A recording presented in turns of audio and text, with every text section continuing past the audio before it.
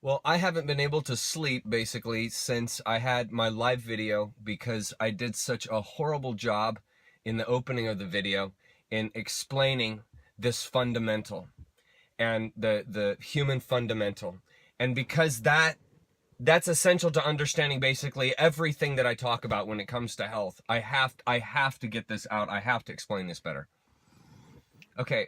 What I'm going to try to do is present to you a, an understanding of a human being which was never drawn out for you, which no one ever told you, which was completely obfuscated in everything, all growing up up until this moment. And I'm going to try to offer a different perspective, okay? All right. Now, when you look at everything, all of nature, the universe, everything, okay? The common fundamental is vibration. Okay, that's the common fundamental. And vibration is what is the energy, the underlying energy of everything. Everything is resonance. Everything is vibration in one form or another. And so when you look at all of the universe, okay, what you see is a steady state of expansion, okay? You see a thermodynamic steady state, an electrodynamic steady state of a constant expansion, okay?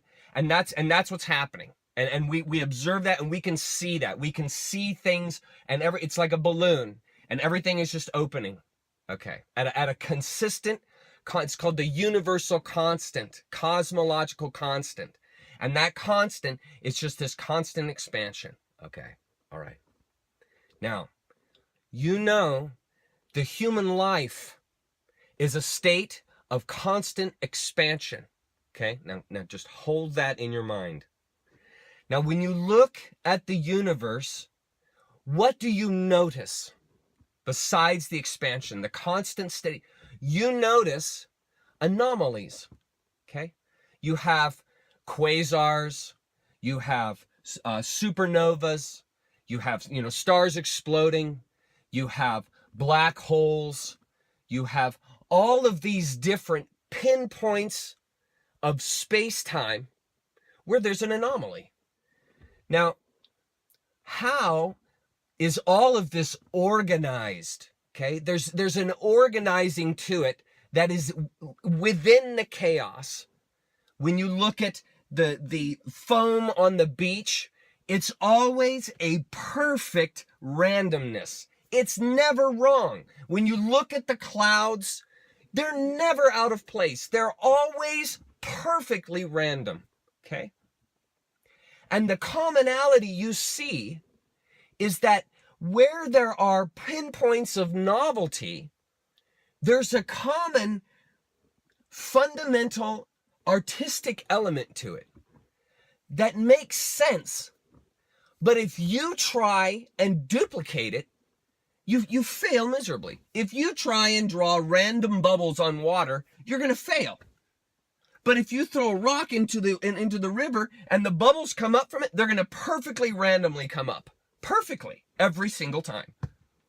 And you can't do that. But it's happening all the time. Now, when you look at the universe, you see these anomalies. But they all have commonality to them. They have structure to them within the chaos. They have structure within the chaos. This is what I was trying to portray. Okay, so we have a structure of water. And we put an anomaly in it by pulling a drain out of the bottom, and the water starts draining out.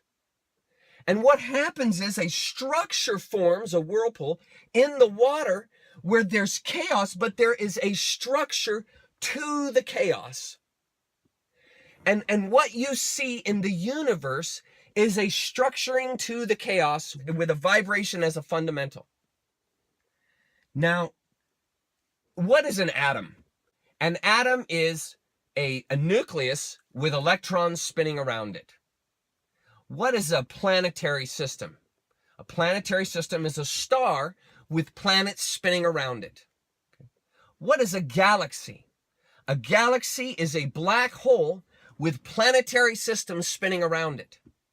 all the structuring, where the universe is self-organizing, it's self-organizing in these similar structures. That's called morphogenesis, morphogenetics. Read Dr. Rupert Sheldrake's work, and he will explain to you how this morphogenetic energy is what is self-organizing everything. Okay? Now, if you're going to understand how the universe works, you have to understand these morphing, shifting spheres of influence and spheres of becoming that are everywhere. Okay? That's exactly what you are. That's exactly what you are. You are an anomaly of chaos that's an organized structure that is what the universe is doing at the point you are here and now. And so the entire universe has to exist in order for you to exist in this point here and now. And it is what all the universe is doing in your point here and now, in my point here and now. The wave that is happening at Newport Beach right now is happening because the entire Pacific is behaving how it's behaving. And that wave at Newport Beach would not be forming exactly how it's forming if the entire ocean wasn't doing what it was doing at that point in time, here and now. Okay. That's nature. So if you're going to ever heal the body, okay, these principles must be at the underlayment, the fundamental, where your philosophy is moored, where it is anchored. Because everything is going to be coming out from where your philosophy is moored. So any kind of thing that's coming in that doesn't align to how you're moored, if you've got a crappy philosophy, your philosophy will not allow for the chaos. That's why it's so important in any philosophy of healing, any philosophy of life, that there is an allowance element. Because by allowing, meaning not controlling, by allowing, that is how nature is allowed in. And when you have a fundamental understanding of the world that's, say, Christian or reductionistic or based on the gravitational dynamics, basically Newtonian mechanics, if you take any one of these fundamentals, right, these fundamental disciplines, it doesn't matter what sphere, religious, whatever, it doesn't matter. If you take any one of those fundamentals and you isolate yourself within that fundamental, you put yourself in a cage. And nature can't get in to do the work. Now look at how this plays out. If I grow up as a Western doctor trained in Western medicine, I am only going to understand the human body from a mechanical, reductionistic perspective. So fundamentally, in my philosophy of approach medicinally, I am locked into a fundamental which doesn't allow for the way the entire universe operates. I am in my own asylum at that point. Now, what we have all over the place now is everyone is in their own myopic asylum. That's exactly what we have. And every single one of these spheres thinks that they're right. They are living in their own sphere of assumption and they think that they're right. And they don't allow anything else in.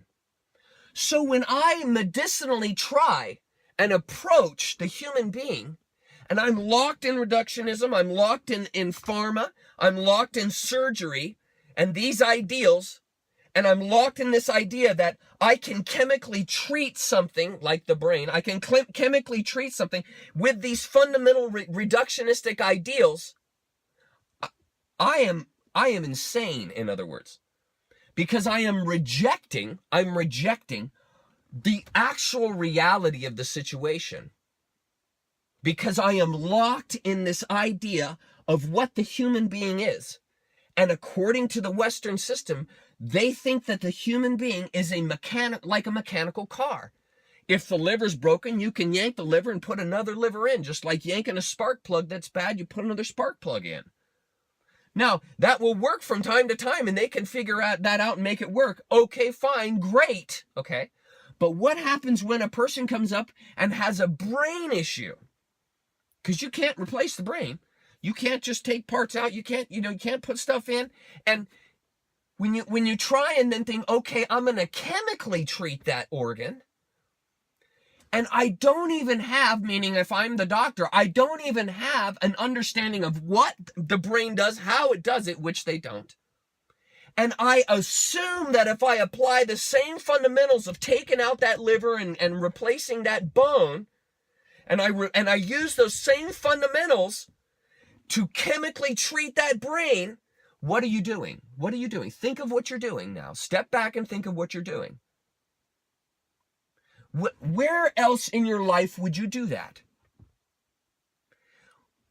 Would you say to someone whose child is going to be getting married and you don't know that child, and everything you know about that child is from what the parent told you, and they give you this whole story of what's happening with that child that wants to get married and how it's this big negative thing? What begins to happen is you begin to assume the behavior of that child based on what that parent has told you. Now, you and I know psychologically that's crazy, because if you're ever going to know what's actually happening with that child, you're going to have to go talk to that kid. And you're going to have to get their story also, and you're going to have to go get the story of the person they're wanting to marry. And you're going to have to get all, in other words, there are an endless number of variables, an endless number of relational and experiential variables that there's no possible way you could ever get your freaking hands on. You could ever get your brain around.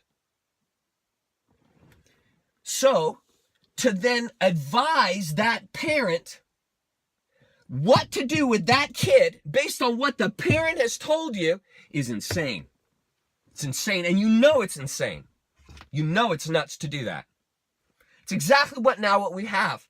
We have doctors that have gone to a medical school, and this educational institution has indoctrinated that doctor into a system that is saying, we're right, and this is how you treat that brain. When they're depressed, you need to use these SSRIs. When they have pain, you need to use these opioid-based painkillers. That's what you need to do. And when they have issues with energy, you need to manipulate them with these adrenals and with these adrenal medicines and stuff that's going to mess with their norepinephrine. And they'll think that they're getting somewhere doing that. I remember when I talked to a counselor once, and they thought, yeah, I totally understand that SSRIs aren't good, but it's helping us get to where we're wanting to go. Really? Is it? Well, when you consider all the side effect it's doing, and when you see that it's teaching them that to take a drug day after day after day after day after day after day, that they are dependent upon, that will cause withdrawals if they leave, what are you instructing that individual to do? You're not instructing them to self-heal. You're instructing them to be dependent. So your methodology, in all of your wisdom as a therapist, the methodology you're using is going directly against the very nature of the person you're treating. In other words, you're like the little girl that's squeezing that little bunny with love to death on the way home. It's the same exact principle. You're loving that person psychologically to death. It's the same principle my dad used to say when he would say to me, Chuck, all those Mormons are loving their communities into hell. Do you see this? These are psychological patterns that are right in front of you, behavioral patterns that are right in front of you, and you think that you're behaving appropriately. That counselor thinks they are behaving appropriately as a person with good intention and all this stuff. They think that they're behaving appropriately by telling and advising a person that's coming to them to saying to them, what should I do? They think they're wise in telling them get an SSRI. They think they're wise in telling them to behave in these ways of based on pharma. Granted, it's wonderful that they're having counseling sessions with them. Absolutely. I'm not saying that's bad. But when you are introducing a pharmacology that is working directly against the very nature, the very fundamental of the entire universe, where are you going? Where are you going? This is how not understanding how you work fundamentally and thinking you're a reductionistic machine is going to harm you. And going to people that have been trained in reductionistic methodology is going to harm you. Not every time, but most of the time. Just like the Newtonian physics will work on our planetary system, and they will likely work on a number of other planetary systems, absolutely. But it doesn't work every time. And to assume otherwise is to act inappropriately, because these are human beings in your hands. These are human beings that you are advising. And so not understanding the fundamental of a human being, should you be advising people? Should you be administrating drugs to people that you know harm their liver, that you know cause addiction, that you know cause withdrawal symptoms, that you know they cannot safely get off of without medical advice, that you know leave residuals in their body? Is it appropriate, as a person who has made a commitment to helping to heal people, is it appropriate to behave that way?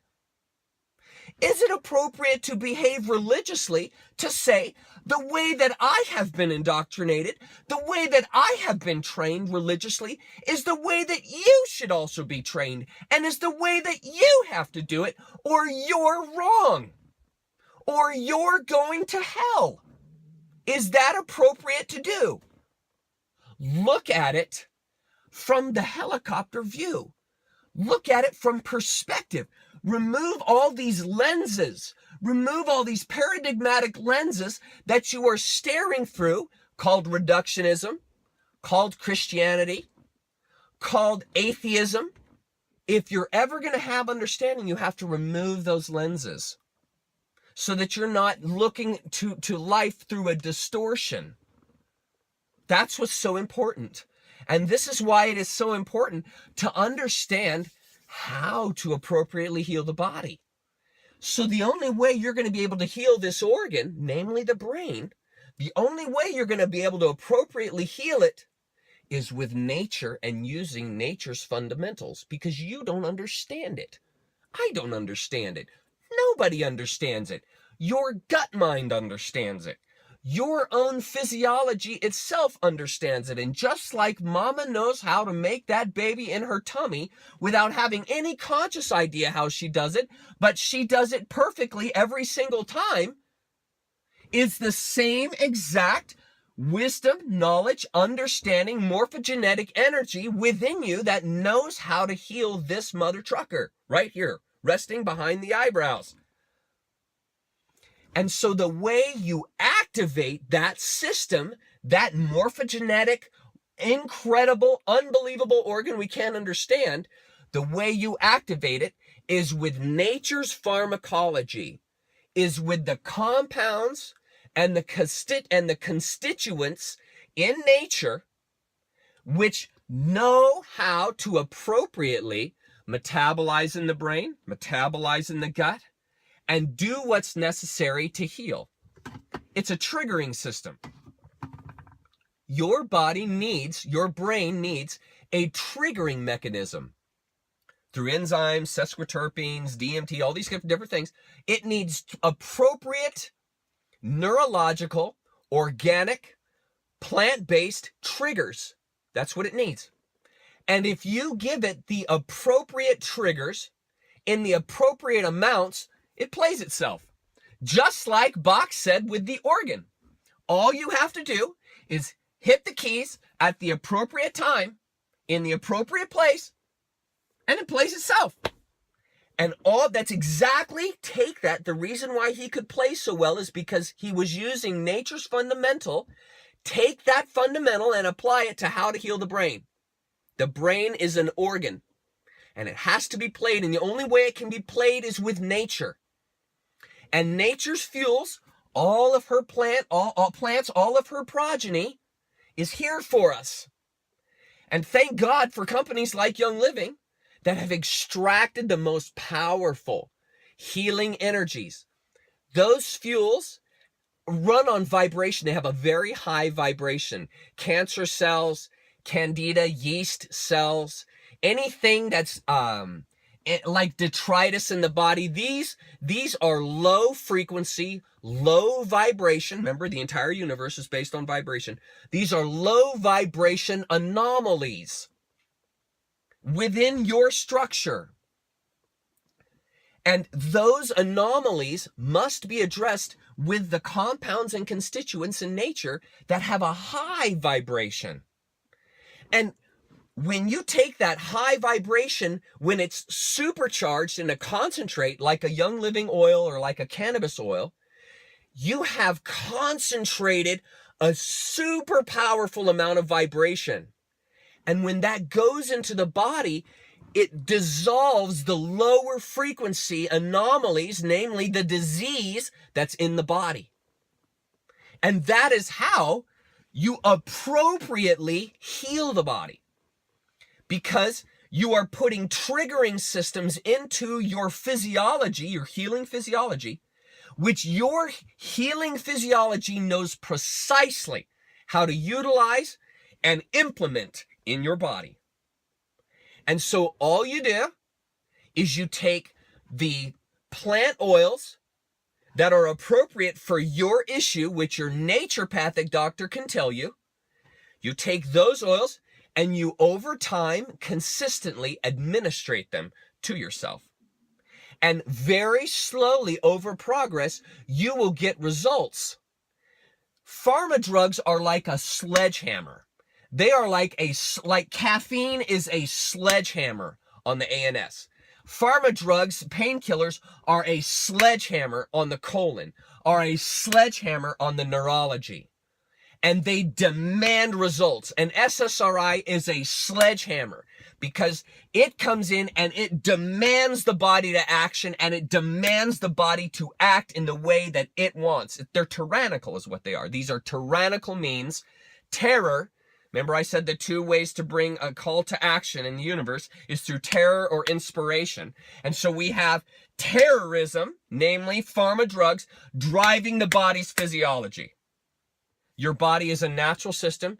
Nature is feminine if you think of it in those terms. So it has to be coaxed, has to be teased. The feminine nature wants to be teased to action. It wants to be coaxed. It wants to be catalyzed to action. With the female, notice, since nature has this female infusion in it. And that infusion has to be teased to life.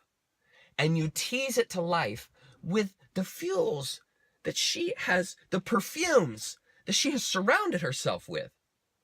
And when you extract those perfumes, you are teasing nature to action. And when you put those perfumes into the body, those sesquiterpenes, monoterpenes, those flavonoids and terpenoids, when you put those into the body, these are the perfumes of the brain. And this is how you play the brain. This is how you play the brain organ.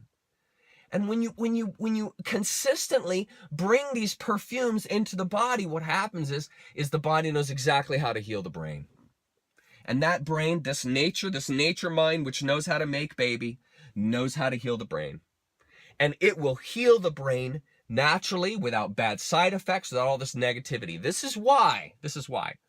If a person is highly addicted to, say, Oxycontin or heroin, and they've been a user for, say, 10 years, and they are so consumed in that drug, right? To get them out of that vibration, that very low vibration that they have been chugging for a decade, right? It's going to take an incredibly powerful infusion of nature to overcome that low vibration. This is why when that person goes down into Peru and takes ibogaine, or goes to an Indian reservation here in America and takes ibogaine, in 48 hours, they are free of the addiction without any side effects. The reason for that, the reason why that medical miracle can happen, is because that ibogaine is so powerful that it can enter into that person, and it can put such a high vibration into their neurology, into their neurochemistry, that it will overcome the pharma that's been jacked into there like a sledgehammer, And this is how the power of nature and her high vibration can overcome the low frequency harm of addiction. This is how. And we've got a host of psychologists and psychiatrists here in the West that are all trying to use sledgehammers to heal this very delicate organ. And they're walking into that church, and here's this beautiful organ that Bach played on, and they are taking a sledgehammer to it. It's exactly what's happening neurologically. And they don't realize it. They're driving home, and they're thinking in their heart of hearts, I am loving this person in every way that I know how. But the problem is they are locked in a sphere, like I talked about earlier.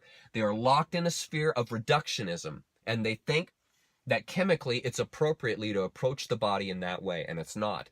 The ends does not justify the means. It doesn't.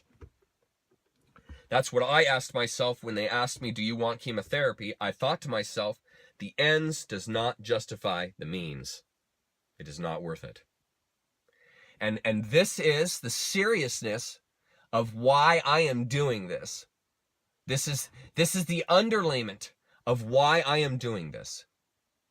Because I am trying to illuminate these spheres of influence that are running this system, namely these medical doctors and these psychiatrists and these religious systems, which are enormously influential in us as a culture. And I'm trying to say, okay, I hear you, and I hear your argument, and I hear how right you think you are. I hear you. Take a moment, though. Just take a moment, and let me just shine a big friggin' light in that space. And now you, as an adult human being, now that you have seen it psychologically, what are you going to do about it?